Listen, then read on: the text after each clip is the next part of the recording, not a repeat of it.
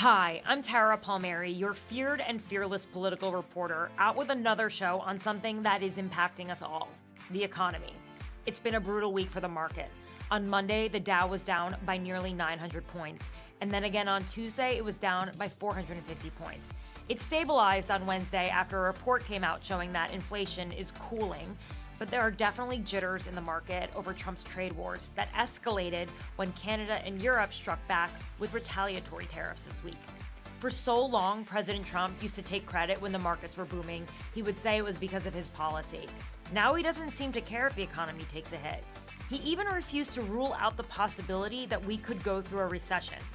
These are his words on Fox News, not mine. Are you expecting a recession this year? I hate to predict things like that. There is a period of transition because what we're doing is very big. So to try to get inside Trump's brain, I have two of the most plugged-in reporters in Washington, my two former colleagues whose work I deeply respect. That's Marc Caputo of Axios and Teddy Schleifer of the New York Times. They're here to decipher what shifted for Trump around the economy. We also talk about the Elon Musk of it all. Teddy reported that Musk just donated another $100 million to President Trump's political efforts. Will this love last forever? You might be surprised by what my next guests think. First of all, I want to invite Teddy Schleifer back to his homecoming, coming back on the pod.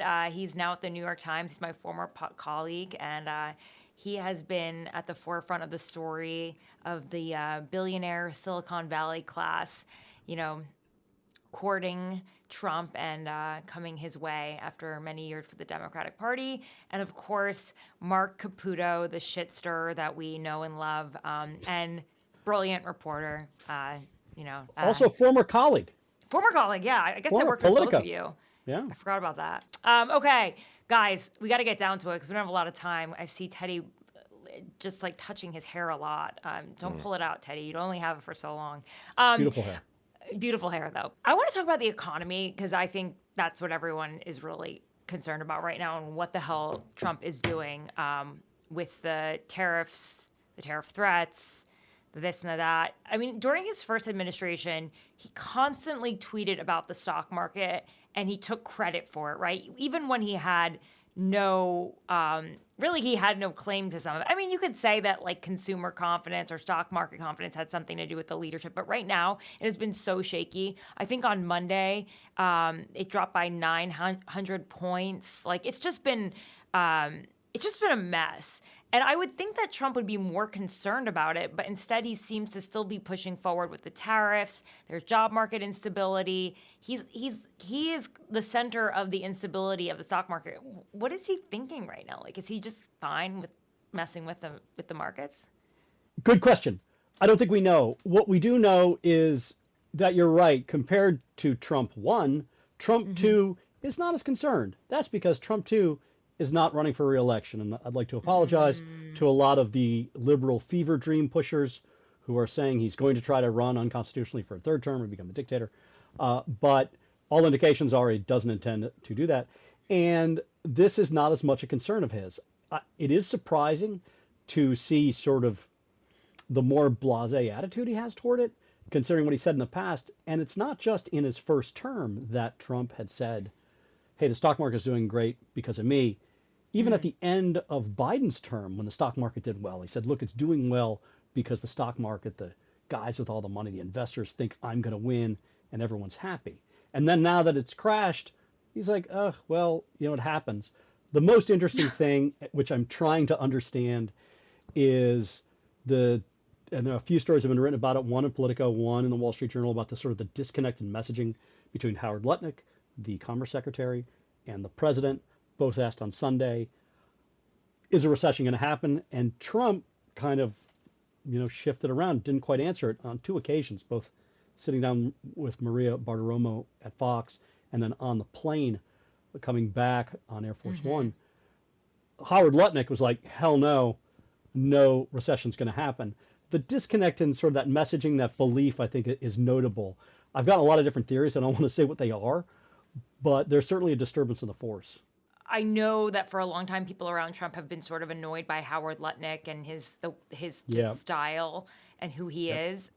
and they say that he kind of just shoots from the hip when he goes on TV. He doesn't consult with them on the messaging. But like, really, are we talking about the idea that that people would stick to messaging when Trump's your leader? It's clear that Trump thinks a recession is possible, and he doesn't quite know how to answer that question.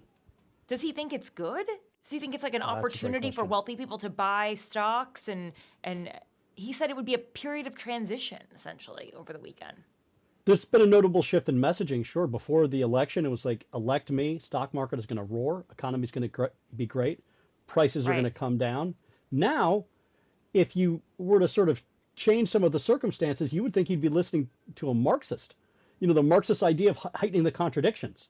The proof that things are getting better is that they're getting worse, right? It's like we're now going to have to administer this sort of pain or this uncomfortable medicine, this bitter medicine to improve things. It's quite a shift from what we had heard before, but that shift is undeniable. Sticking with the medical metaphor, Scott Bessent, the Treasury Secretary, did 45 minutes on Squawk Box? Very rare for any secretary of any cabinet agency to sit down for that long on television and speak.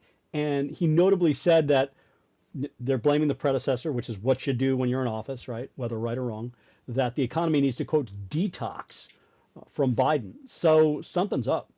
What do you make of it, Teddy? Is there some Elon influence? Like, does he benefit from these tariffs?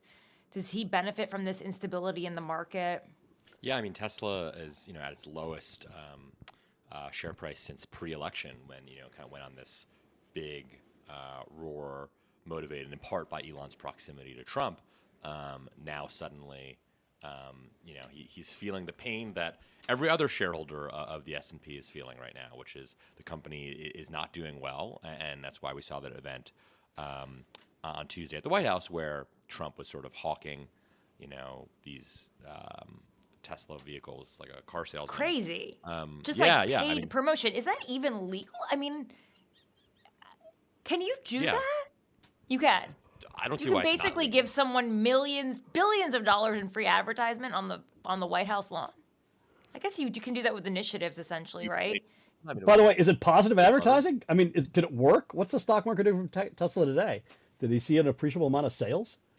He's clearly kind of, allying with the right, not only politically but as a business, which is obviously extraordinarily ironic, given that these were cars that were coded as latte liberal Green cars. only a couple years ago, right? And I was watching Trump talk about how Elon's coming out with some self-driving vehicles anytime soon, but I won't get behind those, and obviously Trump is against mandates for EVs.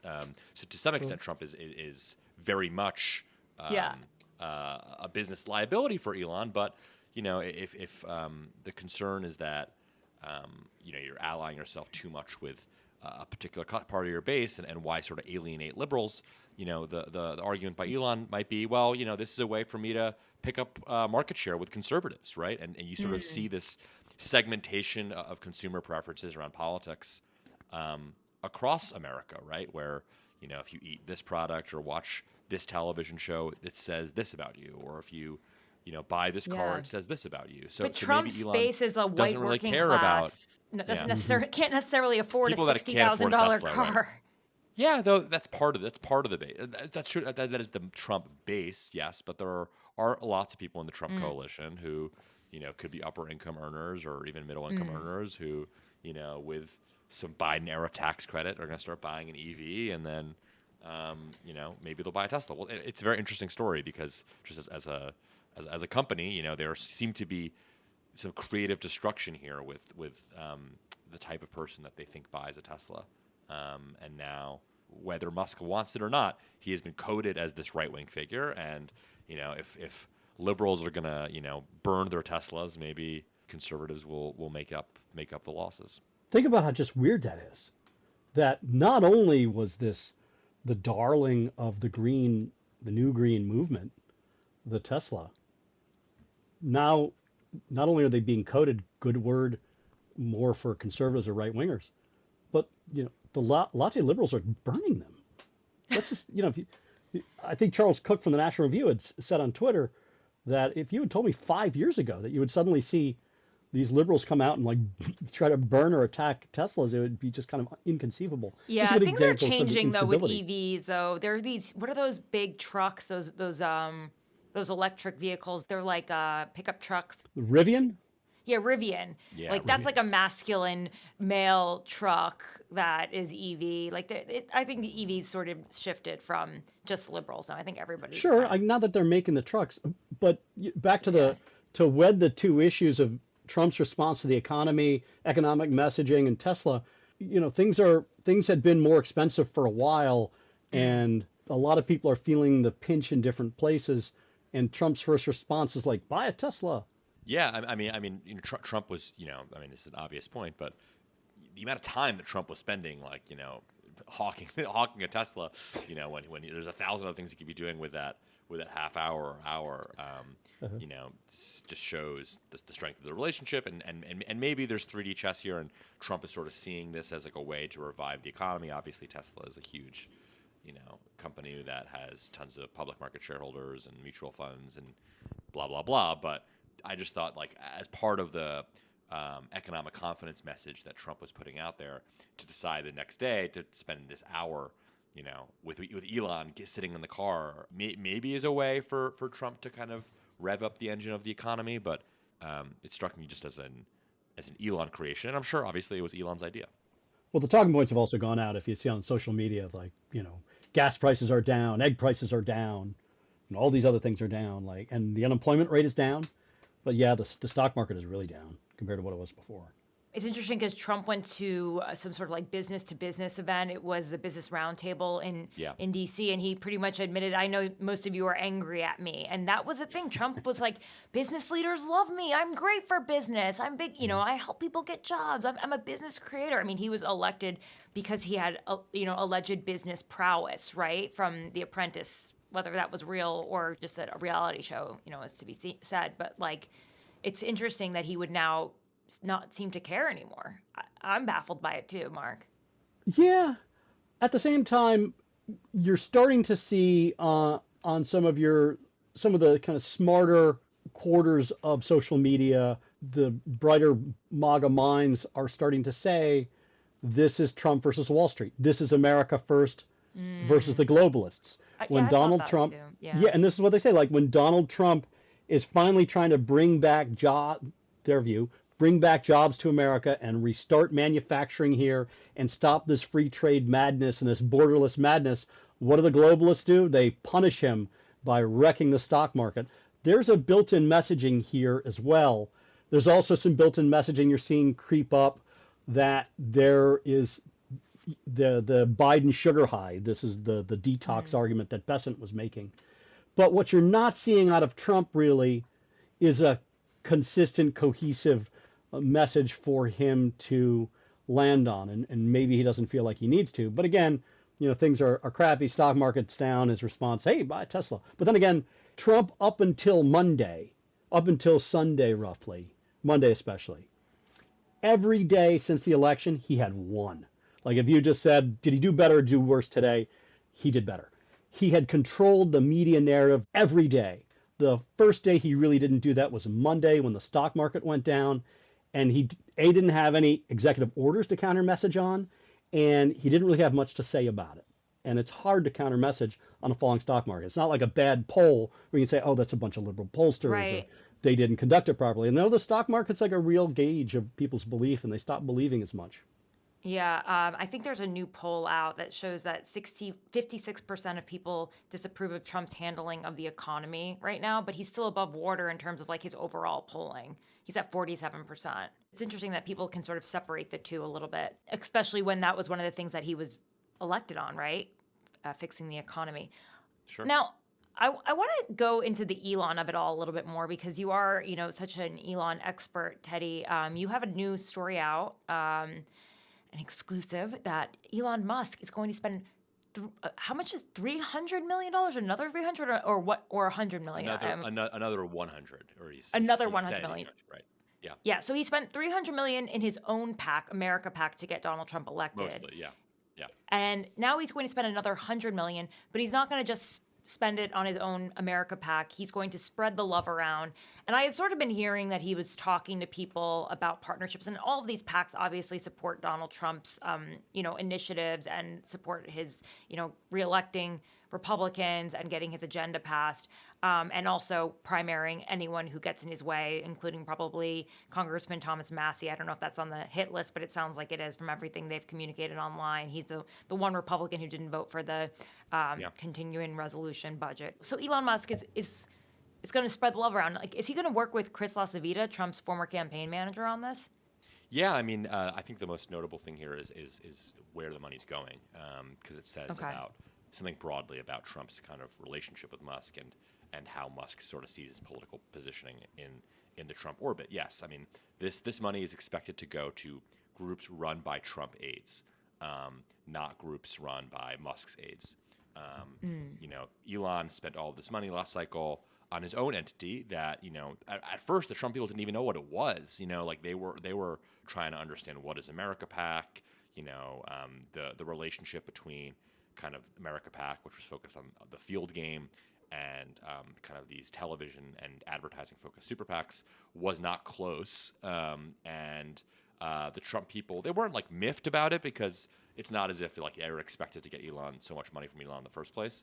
But Musk is now planning on giving this money to Trump groups, not to Elon groups, and that obviously will buy him some goodwill, and will make Trump people think even more highly of him. There was a little bit of friction because he hired DeSantis's former people to run his State of America PAC, right? And there obviously is a lot of DeSantis bad blood within Trump's core inner circle. His chief of staff, Susie Wiles, was fired by Ron DeSantis. So were a lot of other people who are now deputy chiefs of staff and very high up. There was some tension. I feel like, LaCivita in particular was actually pro the America PAC leadership of the DeSantis people. I just think that the message here that Elon is sending is that I'm a team player. There's been obviously all this reporting suggesting that some cabinet officials are not gung ho about Elon Musk, and concerns about how long is Elon going to be lasting. I feel like Elon has just made this decision to give $100 million to the Trump orbit because he wants to be part of the team, and that's sort of is the message. Basically, last week, Elon Musk had a blowout fight with the cabinet secretaries, okay? Yeah. They're tired of him. You had Marco Rubio saying, "Don't try to fire my staffers." And then Elon shot back at him over this. And then Sean Duffy, who is the transportation secretary, said, "Don't try to fire my air traffic controllers. We're already understaffed. You tried to do that. I stopped it." And so they kind of ganged up on Elon, and then Marco Rubio and Elon Musk had a dinner on Saturday night to kiss and make up. But I guess Elon felt that he had to go even above and beyond and give $100 million to make it better. I'm not directly. Is that what happened? Those things are related, but they did happen. That is the timing. That is correct. Yeah. Yes. What do you think? What do you think happened in between? I mean, my understanding of that meeting, both. This is one of these cases where I have to have a podcast where I feel like I'm spitting on myself, because like two stories that I was chasing behind the New York Times on. And we get to discuss that. One was the Marco story. One was the $100 million story, stuff what we were behind the eight ball on. The Rubio story, from what I gather, is that cabinet meeting was called on Wednesday night. Cabinet meeting was Thursday. And it was called suddenly. There, among the more conspiracy-minded people, there are some people who think that Elon was wound up by some internal enemies of some people in the White House to kind of start coming at the cabinet secretaries. But it's clear that the meeting was wound up on some sort of drugs, like ketamine or something. I'm not going to say that because he's got billions of dollars. But what's clear is that what you had seen from like the previous weekend or the weekend before last, where Elon Musk caused an email to be sent out to all these employees of all of the federal agencies, hey, what are the 5 things you did? That finally got to the cabinet secretaries. Like, look, we're the guys and gals who got confirmed by the Senate. We're in charge of our agencies. There was no coordination. one of the things you don't do in Washington is not give a heads up. No heads up was given. And so there's just been this sort of simmering tension over some of that and, who fires whom and who's in control. So this meeting was called to just kind of make it clear, which in any other administration you wouldn't even have to have this conversation, which is cabinet secretaries, you're in charge of your departments and the departments are in charge of the agencies. And so Musk apparently was wound up and went after Rubio. Rubio clapped back. I understand there were raised voices, but no yelling. At the end, it was rather amicable. The two had been working well together. There is some reporting to the contrary, but that's just not what I picked up. And the Saturday dinner was Trump making sure, like, look, you guys make sure to be cool, and it was kind of cool. And then you saw that with the two working together with the story that the Rubio effort or program, the catch and revoke program, where they're going to start just deporting people, violating them with student visas, and now it appears green cards. And him and Musk are certainly sort of simpatico. So I think that's kind of by and large been quashed.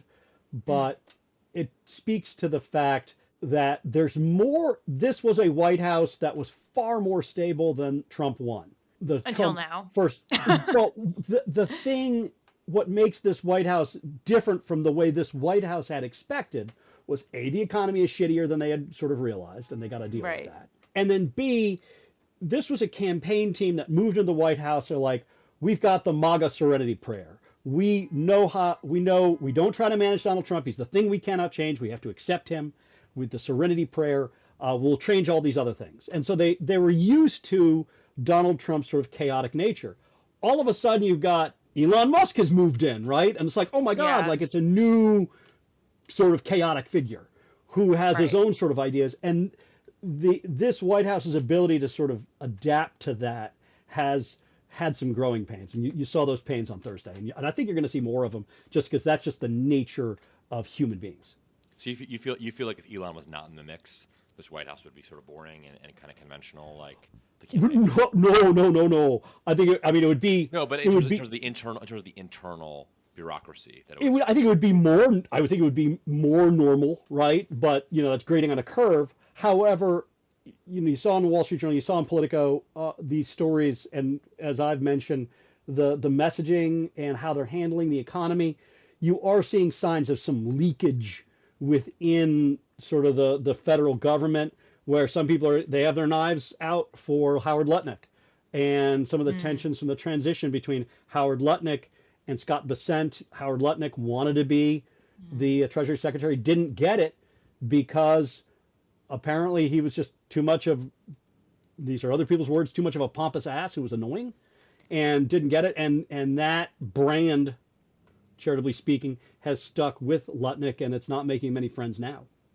Yeah, there's definitely, it did feel like there was a tighter, grasp on the whole campaign. Like the leaks were much more, more contained. And for the most part, it hasn't really been a leaky White House. Nope. I always thought that Trump was one of the biggest leakers because he spent a lot of his time on the phone talking to his friends outside of the White House. Yep. And there were so many feuding factions. And I do think that from what I sense from the people who are close to Trump, it's like they don't want to fuck with Elon either. Like they're kind of afraid of him a little bit. I think they want to protect their relationships with Elon. They don't want to seem like they're leaking on Elon because they know that he has something that they don't have, and that's money. And so as much as he's annoying, they're kind of just like, this is just something we're going to have to deal with. And the president loves the guy. Like, what are you going to do? For now. I mean, that's another question. Like, is this a lasting love? I mean, Trump has had 3 marriages. Is the 4th one going to last? It's lasted a lot longer than the doubters thought it would. It's been 3 months now. I guess 4. How long has it been? 6, 7? Dude, that's an eternity in Trump world, man. That's like dog years, Oh, well, I'm just saying, it's interesting how it's become contrarian to think that Elon is going to stay, and that he'll navigate Trump world just fine. I mean, I do think that Marc is correct that like a lot of Trump aides like Elon, I understand cabinet officials might not, but I'm saying like the rank and file White House staffers like Musk. Trump obviously likes Musk. This is not he's not doing badly at internal politics. I know that sort of is like the reductive stereotype of the whole thing. It's like, oh, he's going to come in and bull in the china shop, mess the whole thing up. But like, he's not doing that, at least with regular. Listen, I can't imagine it's easy to be Susie Wiles, who's a chief of staff, and every time Musk fires something off or makes something a new mandate, like send five things you did last week, and that goes to, department heads that include national security, that they're not calling Susie immediately and finding out what's happening, and she's playing catch up. I mean, it can't make it easy for her to do her job, or really anyone to do their job when you've got two people tweeting off things and everyone's playing catch up. But I guess maybe Susie's just used to that. You know her well, Marc. What do you think? Yeah, she is. When I say the MAGA Serenity Prayer, I think I'd coined that term during the campaign, with her in mind. Like she has a great quote that her daughter told me, a great piece of advice that Susie Laws had told her daughter: know when to be indispensable and when to be invisible. And she is expert at that. And it has been a secret to her success. I think, to Teddy's point, just to be clear, everyone in Trump's cabinet is a Republican. Now, maybe we could say RFK is, and let's just put him aside. Except for RFK, everyone there's a Republican. Everyone in the administration, except for one or two people, is a Republican. Yeah. And since Reagan's time, Republicans have campaigned like, let's get rid of the Department of Education. Let's cut the budget. Let's fire these lazy federal workers. Now you got a guy doing it. So they're all on board with that. It's just some of the techniques and some of the lack of coordination, the lack of heads up from Musk has been annoying to some of them. But just because they got annoyed at him at different points doesn't mean they hate him. By and large, as Teddy said, they like him. They like what he's doing. I'm going to say one thing, though. Marc, when you take a job, though, as a department head, as a cabinet secretary, you are taking on thousands and thousands of people who work for you, and you need to gain some loyalty among them. You need to get the troops in line. You need to get them to do the things that you want them to do. And I heard that Kash Patel actually called Trump about the 5 things, CC your boss, because he needs to get the agents in the field, the FBI agents in the field, to follow him, and he needs their loyalty. Kash was one of the first people who came out and actually said, you know what, you don't have to follow this. Yeah, exactly. Yeah. Because they actually, it's like a corporation. You're coming in there and you need to have the loyalty of your staff, even if they are civil servants. You can't fire everyone. I guess unless you're the Department of Education, which, it's still unclear what they really do, but that's something that someone can explain to me one day. Oh, man, R.I.P. Tara, when that gets out. I know. I know there are things they do in terms of giving out grants and scholarships and Pell, whatever. That kind of work I understand, but the other stuff. But yeah, I just think it's difficult for them to lead their departments when there's somebody else sending out messaging. And obviously morale is really low, and you can't fire all the civil servants. You need some of them. They know how to work the copying machine, for example. They know how to do the jobs that are being done, and that's why Sean Duffy had to be do not fire any of these air traffic controllers, right? And they had to rehire the guys working on the bird flu virus, and they had to rehire, I could keep going on and on. The nuclear guys, yeah. Hire than refire. I do notice that Elon is interested in a lot of things that fly, like what's going on at NASA, FAA. What do you think, Teddy? Where do you see this progressing?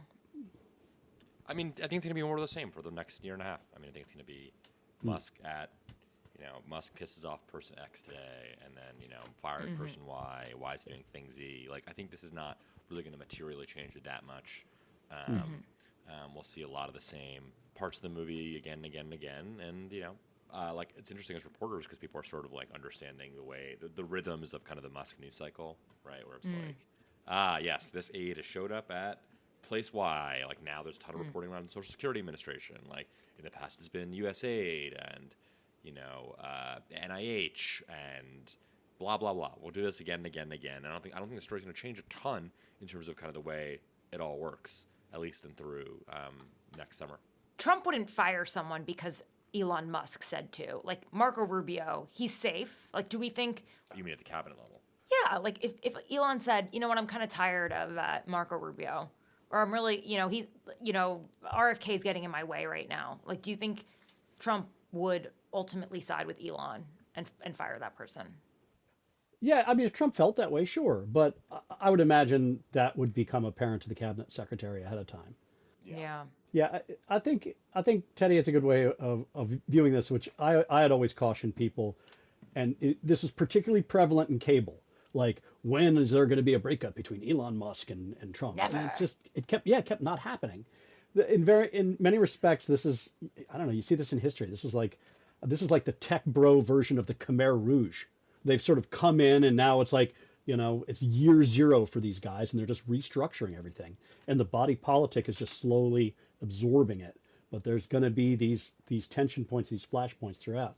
I do wonder if a lot more of these sort of big stories about, oh my God, they've popped up here and they popped up here, and the guerrillas are in this village and that village, is going to decrease, because the major big entities where there are a lot of sort of known liberals, so to speak. The Department of State is a great example. Have already been hit. USAID has already been hit. Yeah. The Department of Education. So I think you might see somewhat of a reduction of that, but don't underestimate the number of flashpoints that could still crop up throughout sort of the different cabinet agencies, and maybe in another cabinet meeting. I just wouldn't rule it out.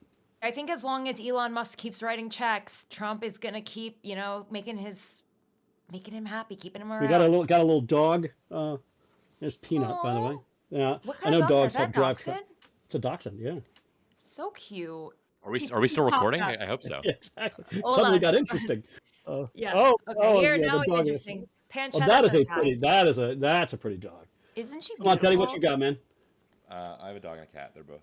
But they're not around. Oh, I know Teddy's dog. Very cute. Yeah, Jackson. Jackson, yeah, super cute. Guys, this was really interesting. Thanks for being on the show, and I'll check in with you later. You bet. If you like this show, please smash that subscribe button and share this with your friends. I'll be back again next week.